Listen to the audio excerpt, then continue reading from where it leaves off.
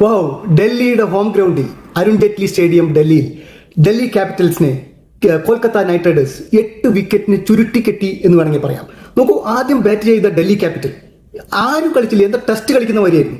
ആകെ കളിച്ചത് 50 റൺസ് എടുത്ത പത്തും നിസംഗ, പിന്നെ 39 റൺസ് എടുത്ത അശുതോഷ് ശർമ്മ. വേറെ ആരും കളിച്ചില്ല എന്നുള്ളത് മാത്രമാണ്. നോക്കൂ, 20 ഓവറിൽ 142 റൺസാണ് 8 വിക്കറ്റിന് ഡൽഹി ക്യാപിറ്റൽ എടുത്തത്. അത് ടൈറ്റ് മത്സരമാവെന്ന് വിചാരിച്ചു. നോക്കൂ, സ്ലോ വിക്കറ്റാണ്, ടൈറ്റ് മത്സരമാവും വിചാരിച്ചു. പക്ഷേ നോക്കൂ, 47 ബോളിൽ 100 റൺസ് അടിച്ച ഫിനാലി, 10 സിക്സസ്, പടുകൂറ്റൻ സിക്സസും 5 ഫോർസും, പിന്നെ 33 റൺസ് എടുത്ത കാമറൂൺ ഗ്രീൻ.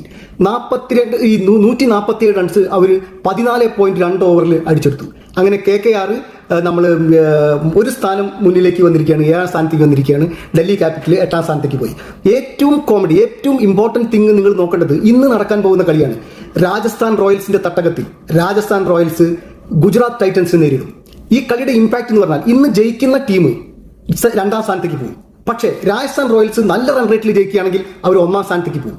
പക്ഷേ RCB 4ാം സ്ഥാനത്തേക്ക് പോകും, പഞ്ചാബ് കിങ്സ് 3ാം സ്ഥാനത്തേക്ക് പോകും. അങ്ങനെ സംഭവിച്ചാൽ നോക്കാം, ഇന്ന് രാജസ്ഥാൻ റോയൽസ് ആണോ ജയിക്കുക?